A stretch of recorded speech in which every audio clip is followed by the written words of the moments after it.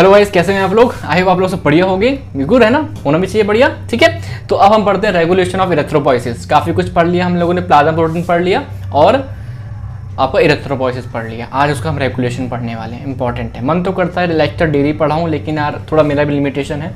थोड़ा मेरा पेपर आने वाले हैं 1 से 1.5 महीने बाद, पीयू वगैरह आएंगे, फिर प्रॉफ आएंगे, तो उसके लिए मुझे पढ़ना पड़ता है। आपको पता ही है, मैं भी MBBS कर रहा हूँ। ठीक है, तो उसके लिए मुझे पढ़ना पड़ता है, इसलिए लेक्चर्स अभी नहीं आ रहे। एक पेपर हो जाए उसके बाद फिर लेक्चर की स्पीड हम बढ़ा देंगे। पढ़ने वाले भी बच्चे यार, अभी तो स्टार्ट हुआ है सेशन, है ना। ये बच्चे, पुराने बच्चे, पेपर ख़त्म नहीं हुआ भी ढंग से हर जगह। ठीक है, बाकी पढ़ने वाले बच्चे इतना अभी नहीं है। चैनल छोटा ही है अभी, छोटा मतलब in term of numbers, otherwise मेरे लिए तो बहुत बड़ा चैनल है मेरे लिए। ठीक है, मैं एंजॉय करता हूँ पूरा पढ़ाते हुए। ठीक है, बस ये बात है, बस रेगुलेशन ऑफ इरेथ्रोपोइसिस। ठीक है, चलो स्टार्ट करते हैं क्या।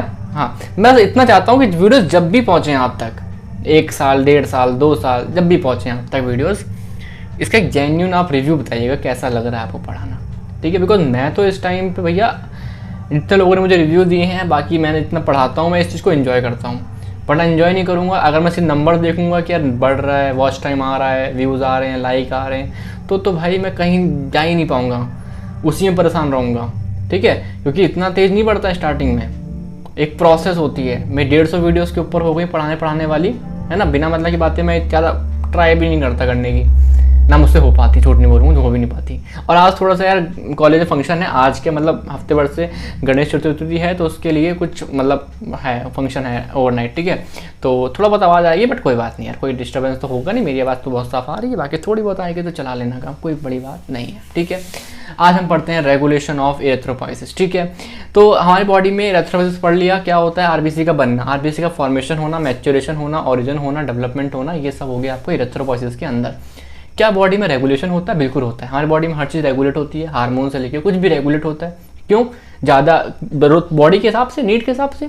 नीड ज़्यादा है तो भैया उसको बढ़ा दो, नीड कम है तो उसे कम कर दो। ठीक है, तो डिपेंडिंग अपॉन नीड रेगुलेशन हम उसे करते हैं बॉडी की नीड के हिसाब से। होमोस्टेसिस पढ़ा है आपने, फिजियोलॉजी पढ़ा होगा, पहला लेक्चर, मतलब पहला चैप्टर पढ़ाते हैं आपके, मैंने तो ब्लड से स्टार्ट किया, बल्कि होमोस्टेसिस होता है। ठीक है, चलो, तो हमारे बॉडी में जो इरेथ्रोपोइसिस है उसे रेगुलेट कौन कर रहा है गाइस? आपका कुछ हार्मोन्स, कौन कौन से हार्मोन्स है अभी नाम देख लो, बाकी हम देख लेंगे। Erythropoietin, interleukins. इंटरल्यूकिन्स क्या होते हैं?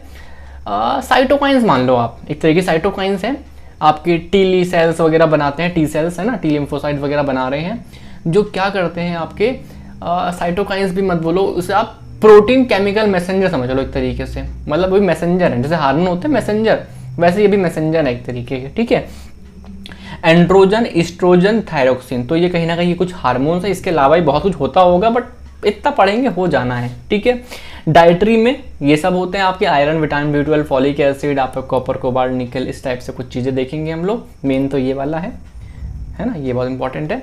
और बाकी अदर फैक्टर्स कुछ भी नहीं है, इन्वायरमेंटल और ड्रग्स एंड केमिकल्स। ठीक है, चलो आ जाओ। अब मैं क्या बोल रहा हूँ आप लोगों से, स्टार्ट करते हैं इरेथ्रोपोइटिन से। तो पहला एक केस होता है, आप समझिए एक पेशेंट है, उसकी बॉडी में ना कुछ कंडीशन है, like hypoxia, like anaemia. Hypoxia क्या होगा, बॉडी में ऑक्सीजन ढंग से नहीं पहुँच पा रही है ना, आपकी बॉडी के टिश्यूज तक ऑक्सीजन ढंग से नहीं पहुंच पा रही है। इसका मतलब बॉडी क्या चाहती है? बॉडी चाहती है ऑक्सीजन ले जाने वाले आरबीसी को बढ़ा दो, है ना भाई, सिंपल सी बात है। ऑक्सीजन पहुंच नहीं पा रही है लंग्स तक, तो जो ऑक्सीजन ले जा रहा है वो बढ़ा दो, तो ऑक्सीजन जल्दी जल्दी पहुंचेगी। ठीक है, तो हाइपोक्सिया कंडीशन या फिर अनीमिया। अनीमिया मतलब आरबीसी कम हो गई, लेक्चर आएगा नेक्स्ट, अनीमिया के ऊपर ढंग से बात करेंगे, बट अभी मोटा मोटा समझो आरबीसी कम हो गई, हीमोग्लोबिन कम, आरबीसी कम। ठीक है, मतलब कहने वाली बात इतनी सी है कि ये कुछ कंडीशंस हैं, इसके अलावा भी कुछ और भी मान लिया। ठीक है, जिसने क्या करा, ये ब्लड गया किसके पास? किडनी के पास। किडनी ने हार्मोन बना दिया इरेथ्रोपोइटिन, बाकी लीवर ही बनाता है, बट मेनली किडनी बनाता है ना, इरेथ्रोपोइटिन। तो इरेथ्रोपोइटिन बना, यहाँ से दिख रहा है आपको, हरा हरा डॉट डॉट करके, देखो मैंने ब्लैक ब्लैक कर दिया। ठीक है, डॉट डॉट करी। अब क्या हुआ, ये आपका बोन्स के पास गया ये ब्लड, और बोन्स से इसने देखो क्या कराया, इरेथ्रोपोइसिस होती है बोन्स के अंदर। क्या होती है बताओ? इरेथ्रोपोइसिस होती है, उसको इंड्यूस करा दिया, उसको तेज कर दिया, जिससे क्या हुआ, यहाँ पे कम आरबीसी थे, यहाँ पे ज़्यादा आरबीसी बनने लगे, आरबीसी ज़्यादा बनने लगे। अब ज़्यादा आरबीसी बने तो हाइपोक्सिया भी रिजॉल्व होना शुरू हो जाएगा बॉडी के अंदर। ठीक है, और आपका एनीमिया भी ठीक होने लगेगा, मतलब बॉडी के हिसाब से, बॉडी ने अडेप्ट किया। बाकी अगर आप जो पॉजिटिव एजेंट है, हाइपोक्सिया हो रहा है तो क्यों हो रहा है, अनीमिया हो रहा है तो क्यों हो रहा है, अगर उसे क्योर नहीं करोगे तो चीज़ें सही नहीं होने वाली। बट बॉडी को कुछ हद तक तो बैलेंस आउट करना है ना, कि अनीमिया हुआ तो अनीमिया मतलब आरबीसी कम हुई तो कैसे बढ़ाएं, इरेथ्रोपोइटिन बढ़ा दिया। ठीक है, ठीक है। चलो अब मैंने क्या बोला, इरेथ्रोपोइटिन आपका एक हार्मोन है जो कि produce mainly by the kidney, है ना, मेनली बाय द किडनी।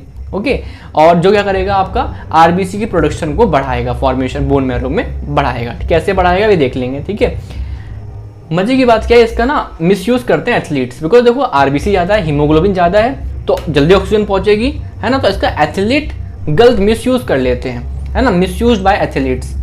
बाकी आरबीसी होनी नहीं चाहिए, ज़्यादा होगी तो एनर्जी ऑक्सीजन जल्दी पहुंचेगी, है ना, मतलब एथलीट उसका गलत इस्तेमाल कर सकते हैं और करते भी हैं, तो ये बैन है इस तरीके से। ठीक है, इरेथ्रोपोइटिन है क्या आपका, केमिकल में ग्लाइकोप्रोटीन है जिसका मॉलिक्यूलर वेट कितना होता है 34,000। याद रहे तो बहुत अच्छी बात है, वरना कोई ऐसा कोई नहीं कि याद होना ही चाहिए, बिल्कुल, है ना, क्योंकि अभी आपने स्टार्टिंग करी होगी तो एक चीज़ याद कर लोगे, जब एज अ होल पढ़ लोगे फिर याद नहीं रहता, बस मोटा मोटा हल्का हल्का अगर याद रहे, एक ऑप्शंस में आया तो मार देना। इसमें कितने, अब प्रोटीन है कहीं ना कहीं, तो कितने अमीनो एसिड का रेसिड्यू है, 165 अमीनो एसिड का रेसिड्यू है। ठीक है, चलो अब कहाँ बनता है ये, मेनली रीनल ट्यूब्यूल यानी किडनी में, पेरिट्यूबुलर कैपिलरी होती है, देखा है बस। ठीक है, और आप 15% लीवर और ब्रेन में। ठीक है, मेनली मतलब याद क्या करना है, 85% किडनी बनता है और थोड़ा बहुत लीवर ब्रेन में बनता है। ठीक है, ब्रेकडाउन कहाँ होता है, बनता है तो टूटेगा भी कभी ना कभी लीवर में, जिसका हाफ लाइफ कितना है इसका 5 घंटे, मतलब 5 घंटे ब्लड में रहेगा फिर जाके वहाँ टूट जाएगा। ठीक है, चलो कैसे करता है इरेथ्रोपोइटिन, अगर यहाँ पे अगर आप थोड़ा समझो, ये देखो जो ये प्रो इरेथ्रोब्लास्ट बना है ना, जो ये प्रो इरेथ्रोब्लास्ट बना, इसको जल्दी बने, मतलब स्टेम सेल से प्रो इरेथ्रोब्लास्ट बनने की प्रोसेस को ये इंड्यूस स्टिमुलेट कर देगा। ठीक है, और जो नॉर्मोब्लास्ट की कंडीशन थी, कहीं लिखा है नॉर्मोब्लास्ट, यहाँ नहीं लिखा कहीं कोई पिक्चर, ये कहीं लिखा है क्या, हाँ ये लिखा है, दिखेगा नहीं लेकिन आप लोगों को, हाँ मान लो ये नॉर्मोब्लास्ट है, ठीक है ना, यहाँ से लेके ये नॉर्मोब्लास्ट है, तो जो इसमें जो टाइम लगता है, इस टाइम को थोड़ा कम कर दिया, इस टाइम को थोड़ा सा कम कर दिया इरेथ्रोपोइटिन ने, और जो रेटिकुलोसाइट्स यहाँ से निकलते थे बोन से आपके ब्लड में जाते थे, इसको जल्दी निकालना शुरू कर दिया। मतलब जो मैं लिखा है वो समझो, समझ में आ जाएगा।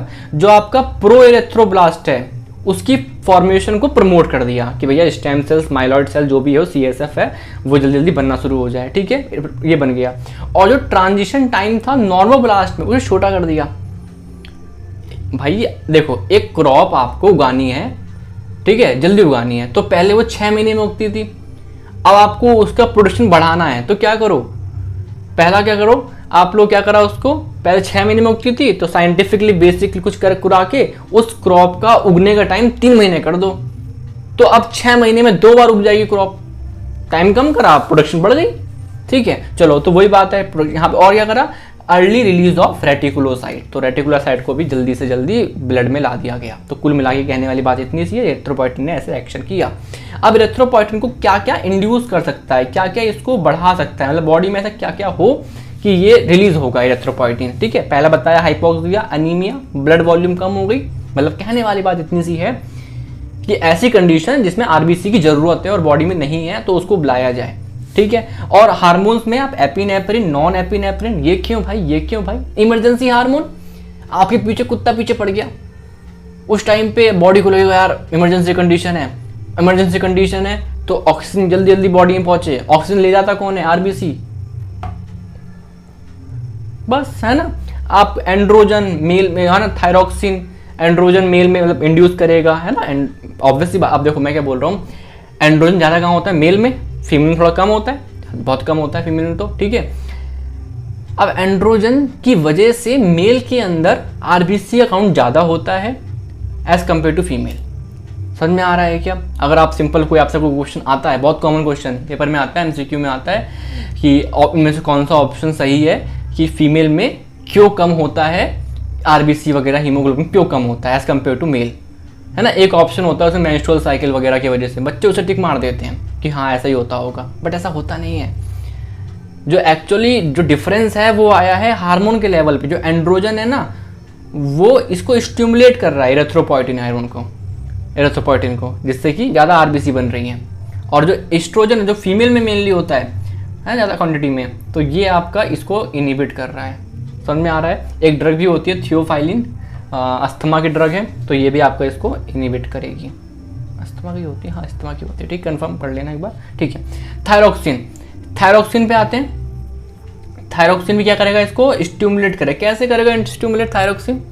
देखो मेरी बात समझो, थायरोक्सिन करता क्या है, बेसल मेटाबॉलिक रेट को बढ़ाता है, मतलब बॉडी के अंदर सब मेटाबॉलिक रेट को बढ़ा रहा है, मतलब बॉडी के टिश्यूज़ के अंदर ऑक्सीजन की डिमांड को खत्म, मतलब ऑक्सीजन की डिमांड बढ़ा रहा है।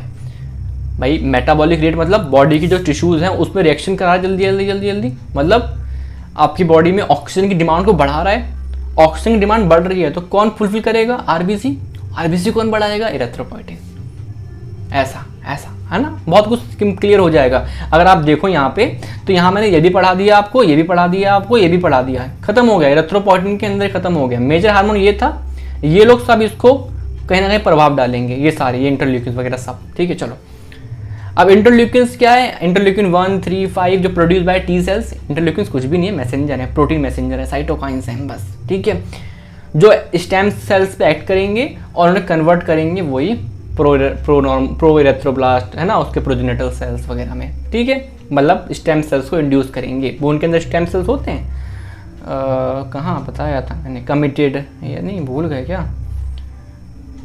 अभी, तो देखो ये बताया था स्टेम सेल्स वगैरह होते हैं, स्टेम सेल्स, तो इनको बोलते हैं जाओ भैया जाओ, तुम बैठे मत रहो, काम करो अपना, है ना, तो ये इंटरल्यूकिन्स कर देते हैं। बाकी मैंने बता दिया आपको क्या, एंड्रोजन आपका इरेथ्रोपोइसिस को स्टिमुलेट करेगा, है ना, और आपको जो इजिस्ट्रोन है वो इरेथ्रोपोइसिस को रोकेगा। क्यों रोकेगा? पहला एक रीज़न है कि ये इरेथ्रोपोइटिन को कम करेगा, और साथ ही साथ देखो एक आरबीसी है, उसमें हीमोग्लोबिन है। हीमोग्लोबिन किस से बना है? आयरन से और ग्लोबिन वाले पार्ट से, जो ग्लोबिन वाला पार्ट है वो कहाँ बनता है? वो लीवर में बनता है। तो जो लीवर में जो बनता है ना ग्लोबिन, उसको रोकता है ये कौन? इजिस्ट्रोजन, है ना, एस्ट्रोजन, ठीक है। तो फीमेल में क्यों कम होता है बताओगे प्लीज, हार्मोन वाला रीजन दोगे बिल्कुल, है ना, ठीक है। अब आते हैं डाइटरी फैक्टर्स पे, तो बहुत इंपॉर्टेंट विटामिन B12 और फॉलिक एसिड। चलो समझे क्या, एक मिनट यार, एक कोई आया, 1 मिनट देना मुझे, ठीक है, थोड़ा सा है ना पसीना आ रहा था, पोछ लिया हल्का सा, ठीक है। कहाँ पे थे हम लोग? हाँ, डाइटरी फैक्टर्स पे आए हम लोग, पहले वो पढ़ लिया, डाइटरी फैक्टर्स पे आते हैं। अब मैंने क्या बोला, vitamin B12 and folic acid. थोड़ा सा शोर आ रहा है बाहर से, बट चलेंगे, मेरी बात साफ आ रही है ना, बस उतना बहुत है, ठीक है। चलो कभी भी चलता है ना यार, ठीक है। अब मैंने क्या बोला आप लोगों से, जो विटामिन B12 फॉलिक एसिड है, लिख दो एक चीज कि मैच्योरेशन में हेल्प करते हैं आरबीसी के, मतलब प्रो से आपका पूरा रेटिकुलोसाइट तक बनना, पूरा उसमें हेल्प करते हैं। मजा आया? कुछ नहीं आया ना, चलो समझते हैं, चलो छोड़ो। अब मैंने क्या बोला आप लोगों से, ये आपका विटामिन B9 है, मतलब फॉलिक एसिड है ना, उससे बनता है। आपने पढ़ा होगा बायोकेमिस्ट्री, मुझे तो नहीं आती बायोकेमिस्ट्री, आपको आती होगी, आई होप पढ़ा होगा आप लोगों ने, मैंने पढ़ाया है, ठीक है। डाइहाइड्रोफोलेट, टेट्राहाइड्रोफोलेट, ये कुछ बने आपके कौन? B9, ठीक है। और फिर यहाँ से क्या बना? N5-10 मिथाइलिन THFA बना। अब ये जो है ना, ये हेल्प करेगा डीएनए सिंथेसिस में। कैसे? डीएनए सिंथेसिस में एक चीज होती है UMP, यूरिडिन मोनोफॉस्फेट, उससे बनता है थायमिडिन मोनोफॉस्फेट। तो उसमें हेल्प, मतलब थायमिन बनाने में हेल्प कर रहा है, यूरेसिल और थायमिन डिफरेंस क्या है? मिथाइल ग्रुप का होता है, वो इसने दे दिया, ठीक है। और बाकी ये इसमें कन्वर्ट हो गया 5 मिथाइल THFA। तो आपने सोचा एक चीज कि डीएनए सिंथेसिस के लिए मुझे थायमिन चाहिए होता है, और थायमिन बनाने में हेल्प कौन कर रहा है? विटामिन B9 हेल्प कर रहा है। कैसे कर रहा है अब इतना नहीं जानना, बायोकेमिस्ट्री टॉपिक है वो। अच्छा आता है, बढ़िया बात, नहीं आता जाके पढ़ लो विटामिन B9, और क्या, ठीक है, चलो, है ना। तो मैंने क्या बोला आप लोगों से कि B9 कहीं ना कहीं हेल्प कर रहा है थायमिन बनाने में, ठीक है। और थायमिन मेरा डीएनए सिंथेसिस के लिए बहुत इंपॉर्टेंट है, ठीक है।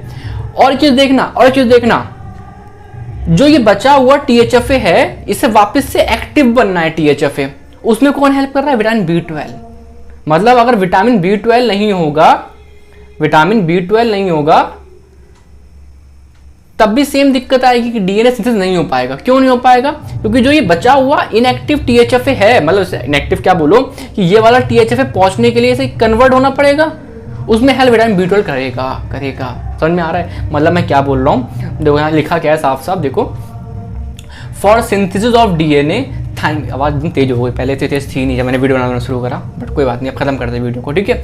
तो मैंने क्या बोला आप लोगों से, thymine for synthesis of DNA thymine is required and THFA is necessary for thymine synthesis, है ना, THFA हमें चाहिए होता है। ओके। तो फॉलेट डिफिशिएंसी यानी कि विटामिन B9 की डिफिशिएंसी में क्या नहीं हो पाएगा? अगर डिफिशिएंसी हुई तो भैया DNA सिंथेसिस नहीं हो पाएगा, DNA सिंथेसिस नहीं हो पाएगा तो सेल डिवाइड नहीं कर पाएगा, यानी कि माइटोसिस नहीं हो रही है उसके अंदर, बिकॉज DNA सिंथेसिस नहीं हो रही है, ठीक है। और विटामिन B12 भी नहीं है तो आपको जो एक्टिवेशन ऑफ THFA है वो नहीं हो पाएगा, क्योंकि वो रिक्वायर्ड है उसके लिए। इसका मतलब विटामिन B12 ना हो और विटामिन B9 यानी कि फॉलिक एसिड ना हो, तो आपको एक कॉमन दिक्कत समझ में आ रही है कि आपका DNA सिंथेसिस नहीं हो पाएगा, है ना, DNA सिंथेसिस नहीं हो पाएगा, इसका मतलब सेल डिवाइड नहीं करेगा। अब जब मैंने आपको पढ़ाया था, अगर आप थोड़ा भी याद हो, प्रो एरेथ्रोसाइट है ना, फिर लेट अर्ली नॉर्मोब्लास्ट है ना, इंटरमीडिएट लेट बढ़ाया था, हर एक में साइज ग्रेजुअली छोटा हो रहा था। क्यों? डिवाइड कर रहे हैं तो छोटा हो रहा साइज, बट ऑब्वियस सी बात है, इतना बड़ा सेल है, डिवाइड करा तो छोटा हो गया, फिर डिवाइड करा छोटा हो गया, देखा था ना यार, ठीक है देखा होगा। अगर आप फोटो भी देख लो, एक ये देख रहे हो, बड़ा साइज छोटा डिवाइड, क्योंकि डिवाइड कर रहे हैं आगे फर्दर। बट अब क्या हुआ, ये डिवाइड नहीं हो पा रहे, ये डिवाइड क्यों नहीं हो पा रहे? बिकॉज DNA सिंथेसिस नहीं हो पा रही है। क्यों नहीं हो पा रही? बिकॉज विटामिन B12 नहीं है। तो यहाँ पे क्या होगा, जो आखिरी RBC बनी यहाँ पे जो ब्लड में आएगी वो आपकी बड़े साइज की होगी, बिकॉज डिवीजन नहीं हुआ उसमें सेल डिवाइड नहीं करा, तो उसे हम क्या बोलेंगे? उसे हम बोलेंगे मैक्रोसाइटिक अनीमिया या मेगैलोब्लास्टिक अनीमिया। देखो मैं बताता हूँ आपको, मैक्रोसाइटिक अनीमिया मतलब RBC बड़ी है।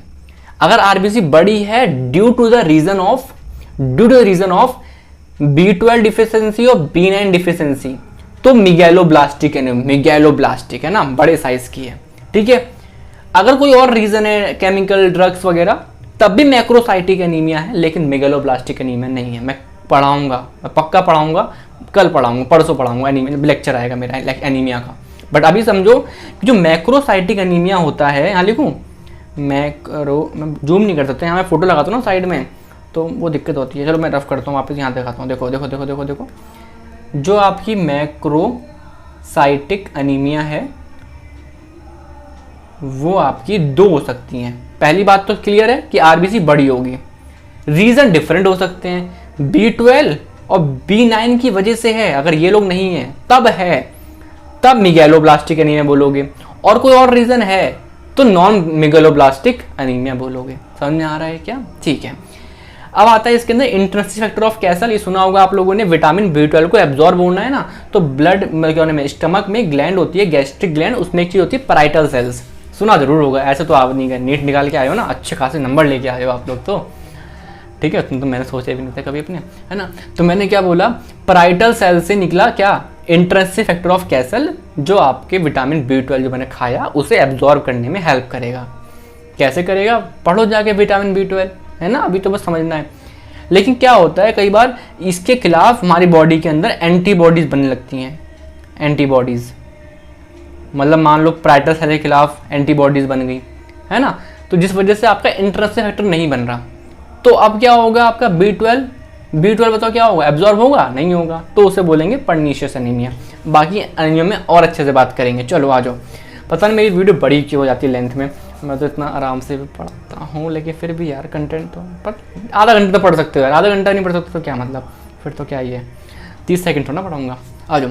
अब मैंने क्या बोला, आयरन क्या होता है आपका, हीमोग्लोबिन के लिए जरूरी होता है आयरन, हीमोग्लोबिन बनने के लिए आयरन जरूरी है। तो raw material for synthesis of haem component of haemoglobin, तो हीमोग्लोबिन दो पार्ट आते हैं, हीम जो कि आयरन है और जो ग्लोबिन यानी जो प्रोटीन है, ठीक है। तो उसमें आयरन जरूरी है। अगर आयरन नहीं है तो क्या होगा, RBC छोटी हो जाएगी। RBC छोटी क्यों होगी, देखो आयरन नहीं है, Fe नहीं है, आयरन नहीं है, है ना, आयरन नहीं है, तो हीमोग्लोबिन कम बनेगा, डिफेक्टिव बनेगा, कम बनेगा। तो RBC बोले कि हम ज़्यादा बड़ी जगह क्यों दें, जब हीमोग्लोबिन ही कम बन रहा है तो आरबीसी बोलेगी हम ज़्यादा जगह क्यों दें, हम कम जगह देंगे, जब हीमोग्लोबिन ही कम है तो लो भैया इतने में आ गया। ठीक है, समझ में आ रहा है? कल और अच्छे से बताएंगे एनीमिया में। तो हम बोलेंगे माइक्रोसिटिक हाइपोक्रोमिक, क्यों, कलर कम आ रहा है। हाइपोक्रोमिक मतलब कलर, भाई मुझे पता है हीमोग्लोबिन में से कलर आता है, रेड कलर आता है।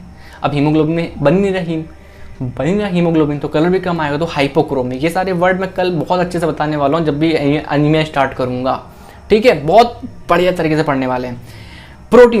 प्रोटीन्स में क्या होगा आपका, भाई सिंपल सी बात है, अगर आप प्रोटीन खाओगे नहीं तो ग्लोबिन कैसे बनेगा, ग्लोबिन नहीं बनेगा तो अगेन हीमोग्लोबिन कैसे बनेगा। हीम में 2 पार्ट आ रहे हैं, हीमोग्लोबिन 2 पार्ट आ रहे हैं, हीम वाला आयरन, ग्लोबिन वाला प्रोटीन। ठीक है, विटामिन सी एंड कॉपर आपके जो आयरन को एब्जॉर्ब करने में हेल्प करते हैं। ठीक है, कोबाल्ट और निकल आयरन का यूटिलाइज अच्छा हो, हीमोग्लोबिन बनाने में या कहीं भी आयरन का यूटिलाइज अच्छा हो तो उसमें हेल्प करते हैं। इतना कोई बड़ा पॉइंट नहीं है, लिखोगे नहीं लिखोगे तो बात बन जाती है।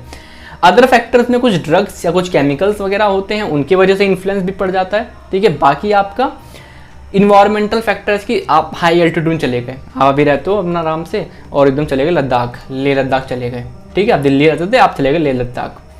अब क्या हुआ, एल्टीट्यूड चेंज हुआ है ना, तो हमारी बॉडी को ऑक्सीजन नहीं मिल पाएगी इस तरीके से, तो ऑक्सीजन नहीं मिल पाया, हाइपोक्सिया हुआ, तो अगेन आपका क्या हो जाएगा, सारी वही कहानी, पहला पेज आ जाओ, बैक टू द बेसिक्स।